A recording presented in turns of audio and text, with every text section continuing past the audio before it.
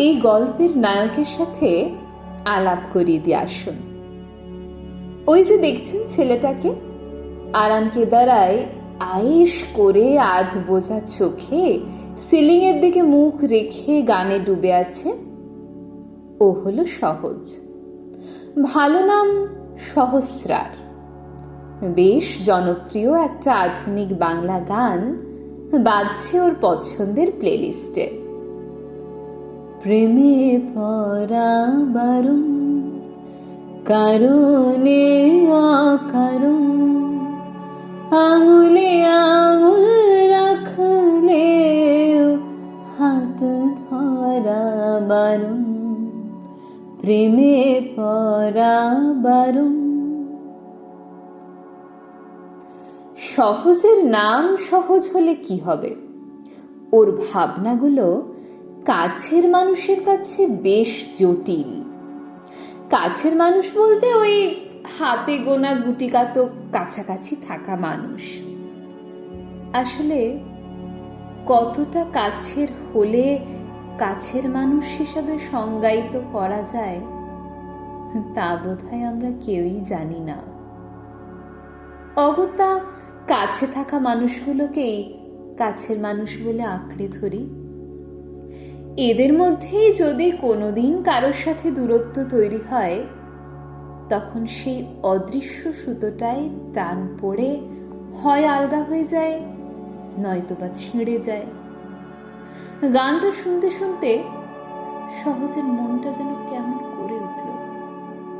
প্লেলিস্টের ওই শেষ গানটার রেশ এখনো বেশ সতেজ, তবে সব কিছু ছাপিয়ে প্রেম শব্দটা ওর অন্তঃসত্ত্বাকে আলোড়িত করছে।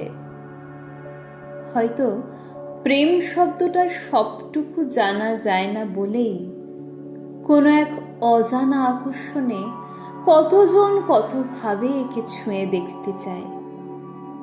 সহজও চেয়েছিল ওর জীবনেও প্রেম আসুক, অথচ ঠিক কেমন প্রেম ওর চাই সেটাই ও বুঝে উঠতে পারে না। আসলে সহজ একটু তলিয়ে ভাবতে ভালোবাসে, তবে সেটা সব বিষয়ে নয়। ওর মতে যে বিষয়ে মন বিষিয়ে দেয় সে বিষয়ে বিষবৎ ত্যাগ করাই শ্রেয়। কিন্তু আপাতত এই প্রেম বিষয়টা ওর বেশ লাগছে। কোনো বিষয়ে অজ্ঞতা আর অভিজ্ঞতার মাঝামাঝি অবস্থান করলে বিষয়টি সম্পর্কে যতটুকু ধারণা হয় ততটুকু সম্বল করেই সহজ ভাবতে শুরু করলো। এমন সময় সহজের মোবাইল ফোনটা বেজে উঠল। উফ, একটু শান্তিতে ভাববার জন্যে সহজ বলে উঠল, একে বলে ডিজিটাল ডিস্ট্রাকশন। আপনার অ্যাটেনশন আদায় করেই ছাড়বে। সে আপনি যতই নিজের জগতে ব্যস্ত থাকুন, ঘুরে ফিরে আপনাকে সেই মোবাইলের চতুষ্কোণ স্ক্রিনে তাকাতেই হবে।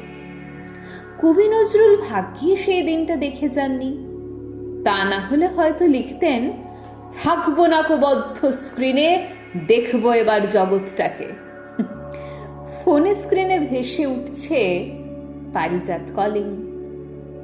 হ্যাঁ পারি, বল। কি করছিলি? ফোনটা ধরতে দেরি হলো? আরে এই তো, বল। সকাল সকাল কি মনে করে? অনিন্দিতা আবার নিন্দা করেছে বুঝি? দেখ সহজ, সবসময় ঠুকবি না বলে দিলাম। তা তুমি কি করে বুঝবে প্রেমের ব্যাপার? প্রেম তো তোমার সিলেবাসে নেই। তুমি বাবা রবি ঠাকুরের ওই সহজ পাঠ নিয়েই থাকো, মাতৃ লালিত গৃহপালিত জীব একটা। তুই বল, মাতৃ লালিত হওয়া পত্নী চালিত হওয়ার থেকে ঢের ভালো নাকি? বস্তুত উভয় ক্ষেত্রেই আমাদের গৃহপালিত হওয়াই ভবিতব্য। সহজ হেসে ওঠে। থাক, আর ঠাট্টা করতে হবে না। এই ইনস্টিটিউট কবে খুলবে ভাই? আমি তো এই 7 দিনে হাঁপিয়ে উঠেছি। চারিদিকে এখন যা পরিস্থিতি, তাতে ইনস্টিটিউট খুলতে বেশ অনেকটাই সময় লাগবে মনে হচ্ছে। ভালো লাগছে না ভাই, কিচ্ছু ভালো লাগছে না। অনলাইন ক্লাসগুলো কেমন যেন শুকনো শুকনো। আরে মাস্টারের গালাগালি না খেলে কি আর পড়া হয়? কি এক গুলুগুলু মিট শুরু করেছে। ছোট ছোট পায়রার খোপের থেকে কি আর লেখাপড়া হয় ভাই? ক্লাসরুম, চক, টিচারের বক বক, এগুলোই তো আসল স্টাডি মেটেরিয়াল। আসল কথা বলো, অনিন্দিতার পাশে বসে ক্লাস করতে পারছো না তাই তোমার মন খারাপ? আবার শুরু করলি? আমার না হয় ক্লাসে একটা মেয়ের সাথে একটু ভাব ভালোবাসা আছে, আর তোমাকে যে মাস্টারগুলো এত স্নেহ করে তার বেলা, সেটাও তো ভালোবাসা। এই তো সেদিন আনন্দবাবুর লেখা আলোকময় পড়ছিলাম, তোমাকে নিয়ে একটা আস্ত চ্যাপ্টার, তোমার ব্যাপারই আলাদা। আলোকময় তো আলো ছড়িয়েই চলেছে, সকলেই সেই আলোর পরশ পেতে পারে, এখানে আমার আলাদা করে কোনো ব্যাপার নেই। এ কথা ঘোরাস না সহজ। তোর শিক্ষক ভাগ্য সত্যি ঈর্ষণীয়। স্কুলের বায়োলজি প্রজেক্টটা পর্যন্ত আনন্দবাবু লিখে দিয়েছিলেন তোকে। আমিও আবদার করেছিলাম আমায় লিখে দিতে, আমায় লিখে দেননি। তুই ভুল বুঝিস না ওনাকে। আসলে কি জানিস তো, তোর বায়োলজিটা বেশ স্ট্রং, আর মাস্টার হিসাবে উনি নিশ্চয়ই এটা জানতেন যে তুই একাই প্রজেক্টটা সামলে নিবি, তাই তোকে স্বাবলম্বী হওয়ার সুযোগ করে দিয়েছিলেন। ব্যাস হয়ে গেল। আনন্দবাবুকে তো তুই ডিফেন্ড করবি। কি প্রেম, কি প্রেম! হ্যাঁ, প্রেমই তো। প্রেমের অনেক রূপ, কখনো স্নেহ, কখনো শ্রদ্ধা, কখনো ভালোবাসা। ঠাকুর বলেছেন সচ্চিদানন্দই গুরু। আনন্দবাবু আমার লিভিং সচ্চিদানন্দ। পারি, খেতে আয়, খাবার দিয়েছি। সহজ, এখন রাখি বুঝলি, মা খেতে ডাকছে, পরে কথা হবে। পারিজাত ফোনটা রাখার পর সহজ আবার ভাবনার অবকাশ পেল। আজ দুপুরে একটা অনলাইন ক্লাস আছে, হাতে এখন অনেকটা ফাঁকা সময়। এই সময়টা সহজ শুধু নিজেকে দিতে চায়, তাই সে ফোনটাকে সাইলেন্ট মোডে রেখে দিল। ইনস্টিটিউট থেকে বাড়ি ফেরার পর সহজের মা কিছু দৈনন্দিন ঘরের কাজে সহজকে অস্থায়ী কর্মী হিসেবে নিযুক্ত করেছেন। এই যেমন বোতলে জল ভরা, গাছে জল দেওয়া, পাড়ার দোকান থেকে এটা ওটা কিনে আনা, ইত্যাদি ইত্যাদি। সহজ জানে এই মুহূর্তে ওর ডাক পড়বে না। মা এখন পুজো ঘরে, ঠাকুর দেবতার সাথে ক্লোজ ডোর মিটিং চলছে। এই সময়টা মাকে বিরক্ত না করার অলিখিত নিয়ম আছে, নিয়ম ভাঙলে শাস্তি হবে। ওদিকে বাবা বাজারে গিয়েছেন, ঘন্টাখানেক তো লাগবেই। কাজেই সহজের এখন অখণ্ড অবসর। জানলা দিয়ে সহজের চোখ গেল বাড়ির পাঁচিল লাগোয়া সুপারি গাছ দুটোর দিকে। গাছ দুটো মোটামুটি সমসাময়িক এবং সম উচ্চতার। বাতাসে ভর করে একে অপরকে পাতা ছুঁয়ে সোহাগ করছে যেন। বছরের পর বছর কি সুন্দর শান্তিপূর্ণ সহাবস্থান, কোনো স্পেস কনফ্লিক্ট নেই। মানুষের জীবনটাও যদি গাছের মতো হতো। মাঝে মধ্যে পারিজাত অভিযোগ করে অনিন্দিতা নাকি ওকে স্পেস দেয় না। দুটো আলাদা মানুষের জীবন আলাদা, জীবনের সুর, তাল, লয়, ছন্দ আলাদা। কাজেই দুটো আলাদা জীবন গান জুড়ে মেডলি বানাতে হলে ভালো কম্পোজার হওয়া জরুরি। বেশিরভাগ ক্ষেত্রেই দেখা যায় এই জুড়ে দেবার তাগিদটা আছে, কিন্তু জুড়ে থাকার ধৈর্য নেই। সহজ, বাজারের ব্যাগটা ধরতো। নিচ থেকে বাবার গলার আওয়াজ পেয়ে সহজে সম্বিত ফিরল। দ্রুততার সঙ্গে সিঁড়ি বেয়ে নিচে নেমে এলো, বাবার হাত থেকে বাজারের ব্যাগটা নিল। তারপর জিজ্ঞাসা করলো, তুমি একটু লেবু জল খাবে? একটু বসো, বানিয়ে দিই। বাবা ওকে নিরস্ত করলেন, বললেন, এখন থাক, একটু জিরিয়ে বাইরে জামা কাপড় ধুয়ে স্নান সেরে উপরে আসছি। শরবতের এক্সপেরিমেন্টটা তুই বরং বিকেলে করিস। সহজ বলল, শরবত বানাতে পারি আমি, হস্টেল লাইফ অনেক কিছু শিখিয়ে দেয়। বাবা হেসে বললেন, তো স্নান হয়ে গেছে? কটা থেকে ক্লাস তোর? ইন্টারনেট ঠিকঠাক চলছে তো? সুবোধকে বলে তোর জন্য স্পেশালি ওয়াইফাই অ্যারেঞ্জ করলাম। ওকে বলেছি ছেলের ক্লাস থাকে, দেশের বিভিন্ন প্রান্তে ছাত্রছাত্রীরা একসাথে ক্লাস করে। দেখিস সুবোধ, আমাদের শিলিগুড়ির সম্মানটা রাখিস, পাওয়ারফুল নেটওয়ার্ক হওয়া যায়। সহজ বলল, মায়ের রাজত্বে বেলা করে স্নান করার উপায় আছে? দুপুরবেলা 12:30 থেকে ক্লাস। তুমি সুবোধদাকে স্থানীয় সেন্টিমেন্ট দিতে গেলে কেন? এমনি তো আমাদের এখানে ইন্টারনেট পরিষেবা ভালো। বাবা বললেন, ওরম বলতে হয়। যাই হোক, ক্লাসের পর লাঞ্চ করবো একসাথে, তুই একটু পড়াগুলো ঝালিয়ে ক্লাস করে আয়। এবার উপর থেকে মায়ের আওয়াজ, সহজ, বাবাকে স্নানের জন্য গরম জলটা দিয়ে বাজারটা নিয়ে উপরে আয়। মায়ের তার মানে পুজো কমপ্লিট। আসছি মা। এই বলে সহজ বাজারের ব্যাগটা নিয়ে উপরে এলো। মা বললেন, ক্লাস তো 12:30 থেকে, সকাল থেকে তো পড়েছিস বলে মনে হয় না। গান শুনলি, পারিজাতের সাথে গল্প করলি, ক্লাসে পড়া ধরলে তো কিছুই বলতে পারবি না। প্রতিদিন এত ব্যস্ততার মধ্যেও মা বলেই হয়তো তিনি সন্তানের সব কিছু জানেন। সহজ বলল, মা, মাস্টার্সে কেউ স্কুলের মতো পড়া ধরে না, পড়া ধরলেও না পারলে শাস্তি দেয় না। আর এখন অ্যাসাইনমেন্ট করে অনলাইন জমা দিতে হয়। আমার অ্যাসাইনমেন্ট কমপ্লিট, আগেই জমা দিয়েছি, তো আমি এখন মুক্ত বিহঙ্গ। চুপ কর, আমার এখন অনেক কাজ। তোমার মতো মুক্ত বিহঙ্গ তো হতে পারেনি, খাঁচার পাখি হয়ে জীবনটা কেটে গেল। আচ্ছা বেশ, আমি তাহলে একটু ক্লাসের জন্য তৈরি হই। এই বলে সহজ পড়ার ঘরে গেল। সহজ রসায়নে মাস্টার্স করছে। আজ রসময় বাবুর ক্লাস রয়েছে। উনি সহজদের জৈব রসায়ন পড়ান, মানে কার্বন নিয়েই কারবার মূলত।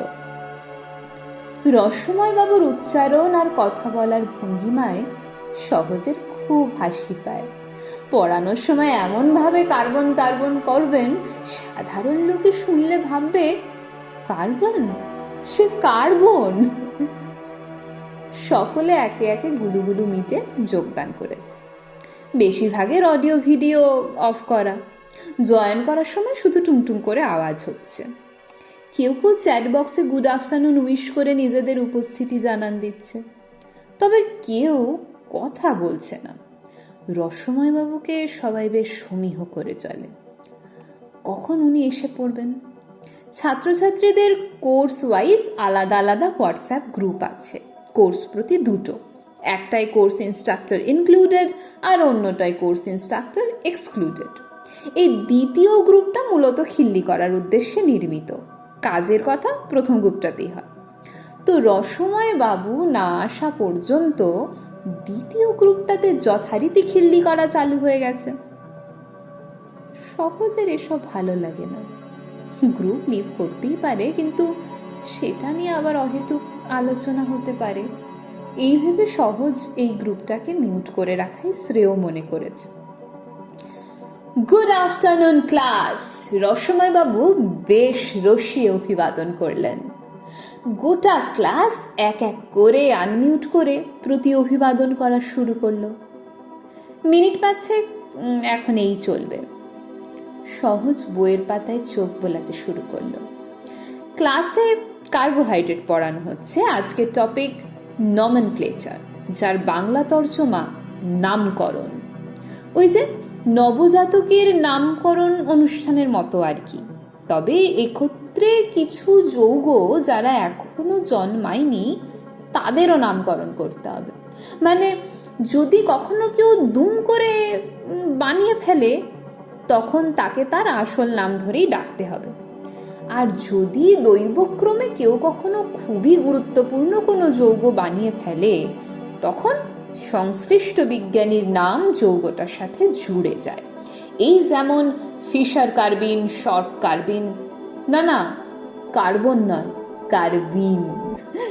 যাই হোক, আইইউপিএসি বলে একটা সংস্থা আছে। রসায়নে ওদের দেওয়া গাইডলাইন মোতাবেক নামকরণ হওয়া বাঞ্ছনীয়। বাঙালি বলে বাংলা অভিধান থেকে নাম খুঁজে চাপিয়ে দিলে হবে না। তো রসময় বাবু বেশ যত্ন করে বুঝিয়ে দিচ্ছেন কার্বোহাইড্রেটের নামকরণ করার নিয়ম কানুন। একবার আয়ত্ত করতে পারলেই হলো। তবে মনে রাখবেন, এইসব নাম শুধুমাত্র রসায়নের দুনিয়াতেই চলে। বাজারে চিনি কেনার সময় চিনি চাই বলবেন, আইইউপিএসি নাম বলবেন না। ক্লাস শেষ করে সহজ বসবার ঘরে এলো। মা বললেন, ভাতটা মার ঝরাতে রেখেছি, একটু বস, খেতে দিচ্ছি। সহজ বলল, মা আজ তুমি আমাদের সাথেই খেতে বসো, বাড়িতে এখন 3টে মানুষ, একসাথে খেয়ে নিলেই হলো। মা বললেন, না না, একসাথে বসলে চলবে? খইয়ের বড়া গরম গরম ভেজে দেবো, খাবি? হোস্টেলে তো এসব খাওয়া হয় না তোর।